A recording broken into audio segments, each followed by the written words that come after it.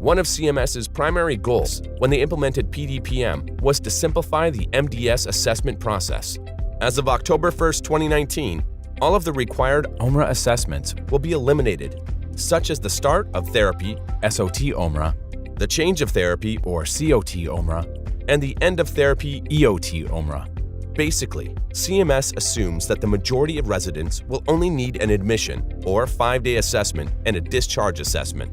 However, under PDPM, if a resident's condition or function changes in such a way that the clinical staff feels that a new assessment would place the resident at a different PDPM case mix level, they will have the option to do a new assessment. This new assessment is called an Interim Payment Assessment, or IPA.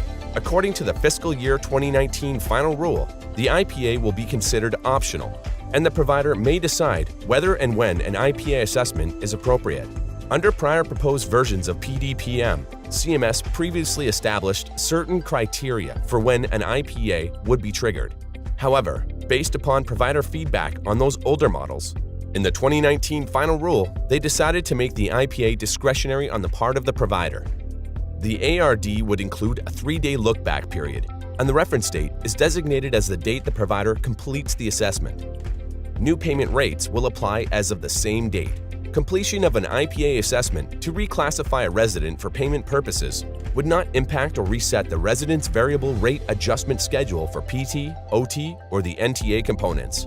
This means that if the IPA was completed on day 23 of the Medicare stay, the next day would still be considered day 24 for the purposes of determining PT and OT rate adjustments. It's worth noting for clarification, however, that the NTA component would also stay at 1.0 and would not return to a rate adjustment multiplier of 3. So what are some examples of what might be considered a change in condition or function, which could lead to an IPA assessment?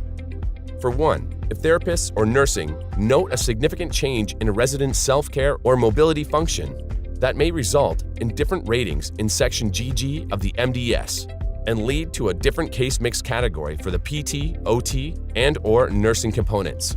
And secondly, if the staff identifies additional conditions that are present or emerging, or they realize that certain services are now necessary, that may impact the NTA case mix component.